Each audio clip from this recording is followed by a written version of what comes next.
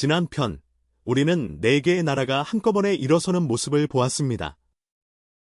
주몽의 고구려, 온조의 백제, 박혁거세의 신라, 김수로의 가야. 건국 신화로 시작한 작은 나라들은 이제 진짜 왕국의 시대로 들어섭니다. 4세기에서 6세기, 약 200년. 한반도의 패권이 3번이나 바뀌는 거대한 격동의 시대가 열립니다. 백제가 먼저 일어섰고, 그 다음 고구려가 일어섰으며, 마지막으로 신라가 일어섰습니다. 그 모든 다툼의 중심에는 한 줄기 강이 있었습니다. 바로 한강이었습니다. 한강 유역을 차지한 자가 한반도의 주인이 되는 시대였습니다. 오늘 우리는 그 한강을 둘러싼 100년의 쟁탈전과 그 안에서 빛난 4명의 위대한 왕을 만나게 됩니다. 이야기는 4세기 중반의 백제에서 시작됩니다. 주인공의 이름은 근초고왕입니다. 근초고왕은 백제 13대 임금입니다. 346년에 즉위하여 375년까지 약 30년을 다스렸습니다. 그가 즉위했을 때 백제는 아직 한강 유역의 작은 왕국에 불과했습니다.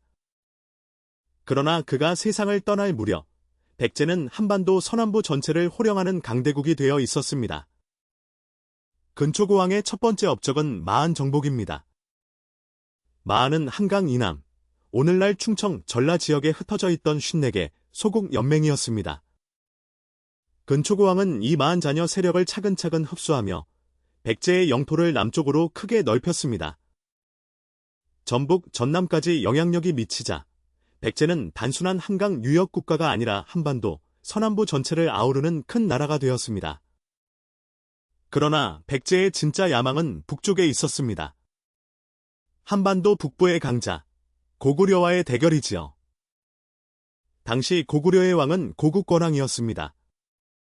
그는 이미 한 차례 전연의 침공을 받아 수도가 불탄 아픈 경험이 있었습니다. 고국권왕은 북쪽이 안정되자 남쪽 백제를 압박하기 시작합니다. 그러나 이것이 결정적 실수가 됩니다. 369년, 고국권왕은 직접 2만 군사를 이끌고 백제를 공격해옵니다. 그러나 근초고왕은 태자 금구수와 함께 치양 들판에서 고구려군을 크게 무찔렀습니다.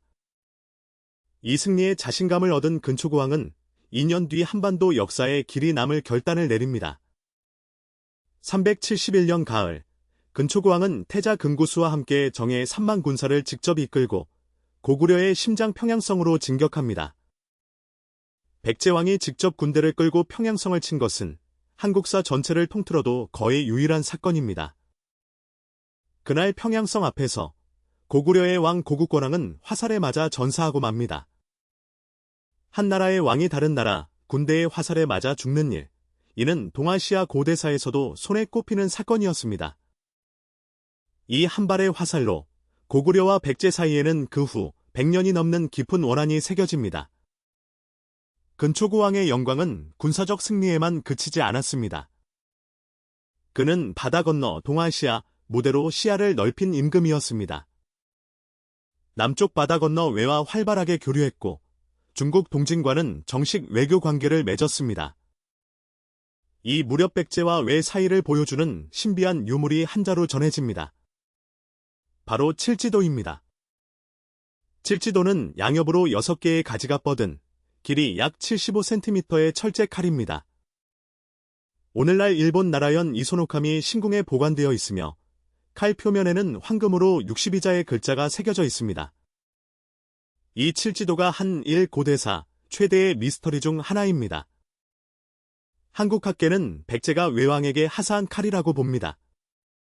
일본 학계 일부는 오히려 백제가 헌상한 것이라 주장하기도 합니다. 명문 속 한 구절, 후왕에게 내려준다는 글자를 어떻게 읽느냐에 따라 해석이 갈리는 것이지요. 제작 연대 또한 논쟁 중입니다.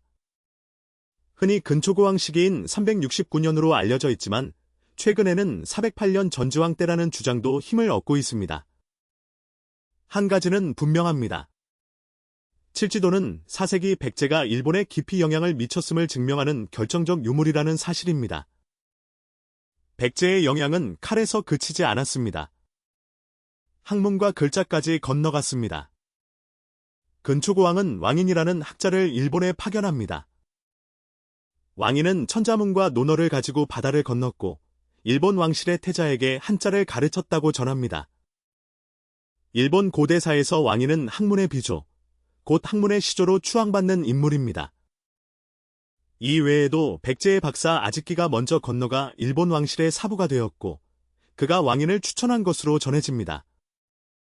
백제의 글자, 백제의 책, 백제의 장인. 4세기 일본은 백제 문화의 빛을 듬뿍 받아 새 시대로 나아갔습니다. 근초고왕은 또한 박사 고흥에게 명해 백제 최초의 역사서인 서기를 편찬하게 했습니다. 안타깝게도 서기는 오늘날 전해지지 않습니다. 그러나 백제가 일찍부터 자신의 역사를 기록할 줄 알았다는 사실은 분명합니다. 이렇게 4세기 후반, 백제는 한반도와 동아시아의 새로운 강자로 떠올랐습니다. 하지만 영광은 영원하지 않습니다. 백제의 빛이 가장 환할 무렵, 북쪽에서 새로운 거인이 깨어나고 있었습니다. 이제 시선을 만주로 옮깁니다. 두 번째 주인공, 고구려 광개토대왕의 시대로 들어섭니다. 고국권왕이 평양성 앞에서 전사한 뒤 고구려는 깊은 침체기에 빠집니다. 왕실은 흔들렸고 백성들은 두려움에 떨었습니다. 잃어버린 자존심을 되찾을 영웅이 필요했습니다. 그 영웅은 391년에 나타납니다. 이름은 담덕. 즉위 당시 나이는 겨우 18세였습니다. 그가 바로 한국사 최고의 정복군주, 광개토대왕입니다. 광개토대왕은 즉위하자마자 한국사 최초의 독자 연호를 선포합니다. 영원한 즐거움이라는 뜻의 영락입니다. 이는 중국 황제의 연호를 쓰지 않겠다는 선언이었습니다. 고구려는 스스로 천하의 중심임을 외친 것이지요. 왕의 칭호도 그저 왕이 아니었습니다. 태왕, 곧 가장 위대한 왕이라 불렀습니다. 광개토대왕은 즉위 첫 해부터 칼을 빼들었습니다. 가장 먼저 향한 곳은 남쪽의 백제였습니다. 그는 즉위 첫 해에만 백제의 한강 이북 10여 개 성을 빼앗았습니다. 그 가운데는 백제 북방 방어의 핵심이던 관미성도 있었습니다. 사방이 깎아지른 절벽에 둘러싸인 천혜의 요새였지요. 광개토대왕은 7갈래 길로 군사를 나누어 20일 동안 관미성을 포위했고 마침내 함락시켰습니다. 백제의 아신왕은 결국 무릎을 꿇고 영원한 신하가 되겠다고 맹세할 수밖에 없었습니다. 그러나 광개토대왕의 정벌은 백제로 그치지 않았습니다. 그의 군대는 사방으로 나아갔습니다. 북쪽으로는 거란을 쳐서 잡혀가 있던 고구려 백성을 데려왔고 동북으로는 동부여를 정벌해 64성을 항복받았습니다. 서쪽으로는 후연을 공격하여 한때 고구려의 수도를 잿더미로 만든 옛 강적에게 통쾌하게 복수합니다. 그러나 광개토대왕의 가장 빛나는 원정은 바로 신라를 구원한 전쟁이었습니다. 400년, 신라는 왜군의 침입으로 풍전등화의 위기에 처해 있었습니다. 왜군은 가야와 손잡고 신라 수도 경주의 코앞까지 밀려들어왔습니다. 신라 내무랑은 절박한 심정으로 광개토대왕에게 사신을 보냅니다. 광개토대왕은 즉시 답합니다. 보병과 기병 5만 명을 직접 신라로 내려보냈습니다. 고구려의 정의군은 왜군을 그대로 휩쓸어 김해 쪽으로 몰아냈습니다. 신라는 멸망 직전에서 구사일생으로 살아납니다. 이 한 번의 출병으로 한반도, 남부의 판이 완전히 뒤집힙니다. 왜의 세력은 한반도에서 거의 자취를 감추고 가야 연맹은 결정적 타격을 입어 쇠퇴하기 시작합니다.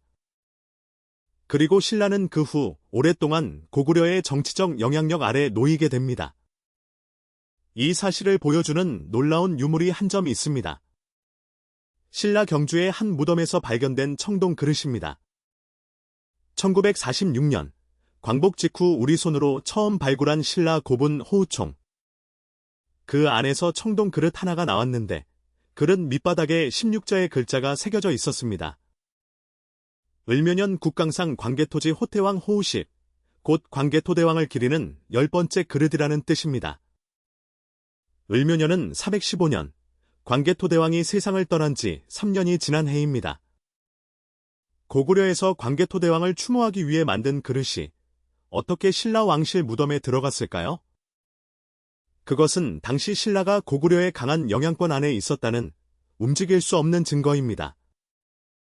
광개토대왕은 22년의 재위 동안 64개의 성과 1400여 개의 마을을 정복했다고 전합니다. 그러나 위대한 정복자도 운명을 거스를 수는 없었습니다. 그는 412년 39세의 젊은 나이에 세상을 떠납니다. 광개토대왕이 떠난 뒤 왕위에 오른 사람은 그의 큰아들 거련이었습니다. 거련, 곧 장수왕입니다. 이름 그대로 그는 무려 79년을 재위했고 98세까지 산 한국사 최장수 임금이었습니다. 장수왕은 즉위하자마자 아버지를 위한 거대한 사업을 시작합니다. 414년, 그는 만주 집안 땅에 거대한 비석 하나를 세웠습니다. 바로 광개토대왕릉비입니다. 높이 6.39m, 사면에 약 1775자의 글자가 새겨진 한국 고대사 최대의 금성문입니다. 비문에는 고구려의 건국 이야기부터 광개토대왕의 정복 활동, 그리고 능을 지킬 사람들의 명단까지 빼곡하게 기록되어 있습니다. 1600년 세월을 견디고 오늘날까지 우뚝 선 그 비석은 지금도 만주 집안의 한 들판에서 옛 고구려의 위엄을 증언하고 있습니다. 장수왕은 효성스러운 아들이었지만 동시에 냉정한 전략가였습니다. 그는 즉위 15년 만인 427년 한국사를 뒤바꾼 결정을 내립니다. 수도를 만주 국내성에서 평양으로 옮긴 것입니다. 평양천도. 이는 단순한 수도 이전이 아니었습니다. 북방의 기마 국가였던 고구려가 한반도의 농업 국가로 무게 중심을 옮긴 거대한 전환이었습니다. 동시에 이것은 백제와 신라를 향한 분명한 신호였습니다. 이제부터 고구려가 남쪽으로 내려간다는 선언이었지요. 위기를 느낀 백제와 신라는 433년 손을 잡습니다. 나제동맹이라 불리는 군사동맹입니다. 100년 전 평양에서 자기 임금을 잃은 고구려와 100년 전 평양을 공격해 영광을 얻은 백제. 이제 두 나라의 운명이 다시 한번 충돌합니다. 장수왕은 곧바로 칼을 빼들지 않았습니다. 그는 무려 40년이 넘는 세월을 기다렸습니다. 그리고 그 긴 인내의 시간 속에서 한국사에서 가장 흥미로운 첩보 작전 하나가 펼쳐집니다. 도림 이야기입니다. 당시 백제의 임금은 계로왕이었습니다. 한성백제 후기를 대표하는 인물이지요. 계로왕은 바둑을 무척 좋아했습니다. 장수왕은 이 약점을 정확히 파고들었습니다. 장수왕은 도림이라는 승려를 백제의 첩자로 보냅니다. 도림은 바둑의 고수로 알려져 있었습니다. 도림은 고구려에서 죄를 짓고 도망왔다는 거짓 사연을 꾸미고 백제 왕실에 접근합니다. 계로왕은 도림과 마주 앉아 바둑을 두기 시작했고 곧 그의 실력에 푹 빠져버렸습니다. 두 사람의 우정이 깊어지자 도림은 슬쩍 한마디를 흘립니다. 대왕의 나라는 천혜의 요새이거늘 어찌 도성과 궁궐이 이리 초라합니까? 계로왕은 도림의 말에 마음이 흔들립니다. 그는 곧바로 대규모 토목 공사를 시작합니다. 한강에 둑을 쌓고 궁궐을 새로 짓고 부왕의 무덤을 화려하게 다시 단장하고 도성을 둘러싼 거대한 성벽을 쌓았습니다. 이 모든 공사에 백성의 힘이 동원되었습니다. 백제의 국력은 빠르게 바닥나기 시작했습니다. 도림은 백제가 충분히 약해졌다고 판단한 순간 조용히 사라집니다. 그리고 그는 평양으로 돌아가 장수왕에게 모든 정보를 보고합니다. 장수왕은 흡족하게 웃으며 마침내 칼을 빼들었습니다. 475년의 일입니다. 장수왕은 친히 3만 대군을 이끌고 한성 백제의 도읍을 공격합니다. 오늘날 서울 송파의 풍납토성과 몽촌토성으로 추정되는 한성은 단 7일 만에 함락되었습니다. 계로왕은 도성을 빠져나가 도망쳤지만 곧 고구려 군사에게 사로잡힙니다. 사로잡힌 계로왕을 끌고 간 사람은 한때 그의 신하였다가 고구려로 망명한 재증걸루와 고이 만년이었습니다. 두 사람은 옛 주군의 얼굴에 3번 침을 뱉었다고 합니다. 그리고 한강 너머 아차산 아래에서 계로왕을 죽였습니다. 한성백제의 약 500년의 역사가 한순간에 무너지는 순간이었습니다.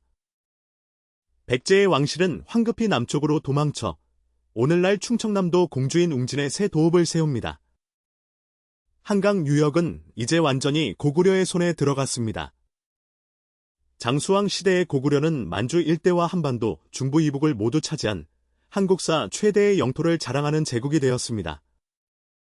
충청도 단양과 충주에 이르기까지 고구려의 깃발이 휘날렸고 충주에는 그 사실을 새긴 충주 고구려비가 지금도 남아 있습니다.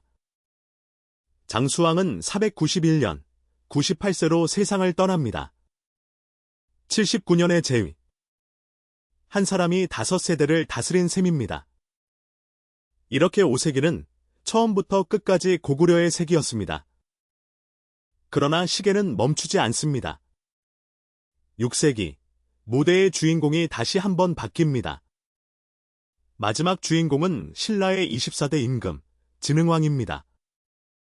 진흥왕은 540년, 겨우 7살의 어린 나이에 왕위에 오릅니다. 어머니인 지소태후가 그를 대신해 나라를 다스렸습니다. 어린 왕은 그동안 학문과 덕을 닦으며 자랐습니다. 성인이 되어 친정을 시작한 진흥왕은 신라의 운명을 바꿀 결정들을 거침없이 내리기 시작합니다. 545년, 그는 신하 이사부의 건의를 받아들여 학자 거칠부에게 신라의 역사를 정리하게 합니다. 이렇게 편찬된 책의 이름이 국사입니다. 한국사 최초의 본격적인 역사서 가운데 하나로 꼽힙니다. 이 국사는 안타깝게도 오늘날 전하지 않습니다. 그러나 한 나라의 역사를 정리한다는 행위 자체가 그 나라가 이제 어른의 시대로 들어섰음을 뜻하는 것이지요.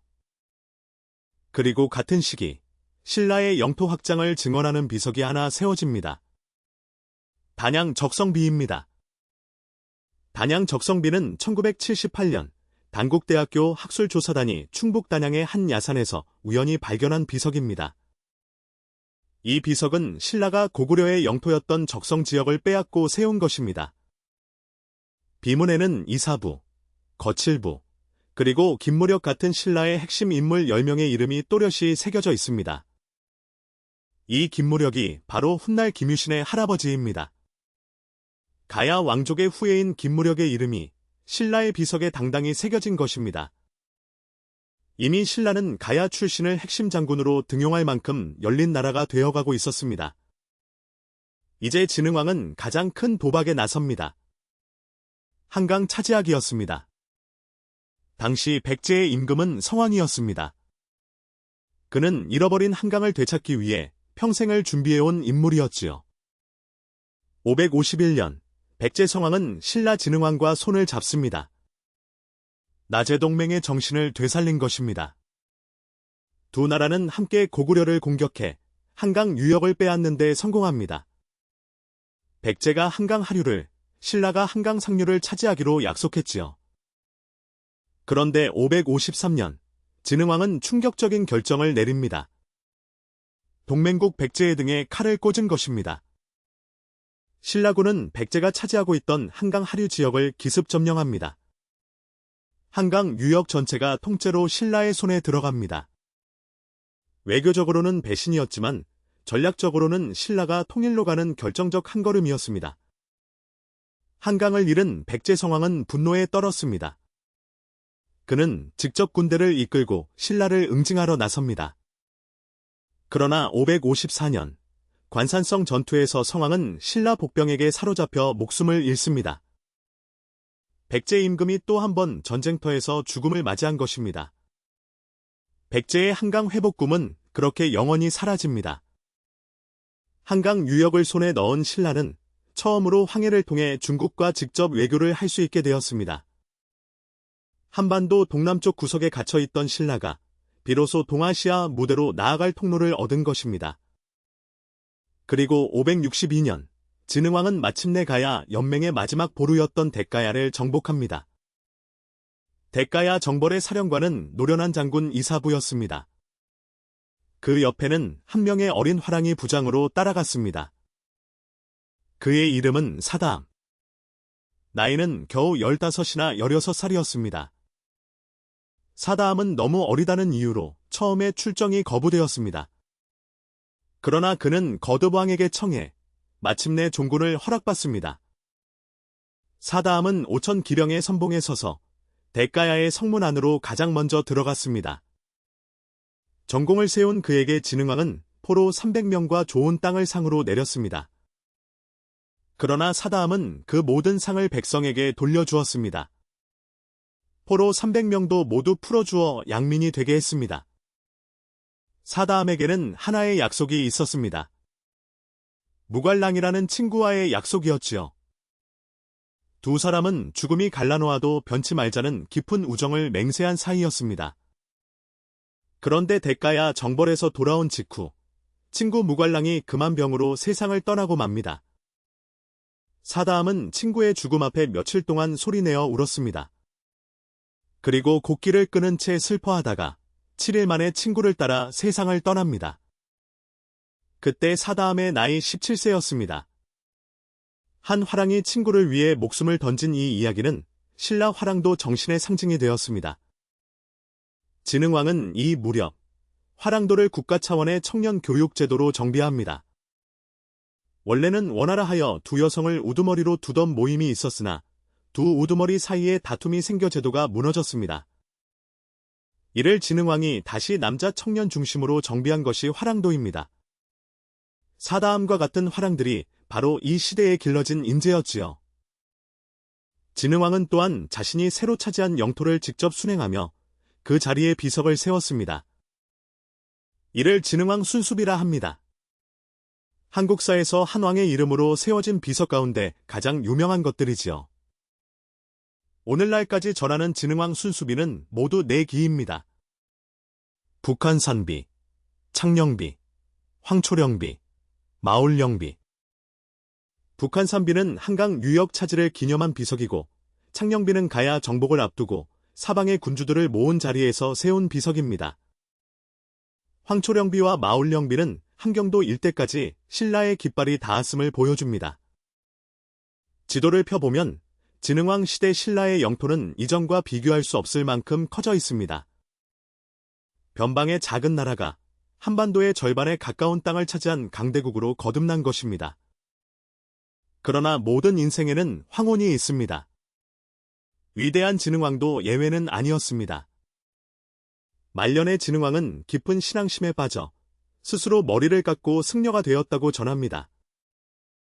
그의 법명은 법은 곧 진리의 구름이라는 뜻이었습니다. 왕비 역시 그 뒤를 따라 출가하여 비고니가 되었습니다. 정복군주에서 한 사람의 수행자로 돌아간 진흥왕의 말년은 한반도 고대사에서 보기 드문 장면입니다. 576년, 진흥왕은 43세의 나이로 세상을 떠납니다. 그가 남긴 한강과 가야의 땅은 신라가 훗날 삼국을 통일하는 결정적 기반이 됩니다. 이제 정리해 봅시다. 4세기에서 6세기, 약 200년 동안 한반도의 패권은 3번 뒤바뀌었습니다. 4세기는 백제의 시대였습니다. 근초고왕이 평양성을 공격해 고구려 왕을 쓰러뜨렸지요. 5세기는 고구려의 시대였습니다. 광개토대왕이 사방을 정복하고 장수왕이 한강을 차지했습니다. 6세기는 신라의 시대였습니다. 진흥왕이 동맹을 배신하면서까지 한강을 차지했고 가야를 멸망시켰습니다. 그리고 그 모든 다툼의 한가운데에는 늘 한강이 있었습니다. 한강은 단순한 강이 아니었습니다.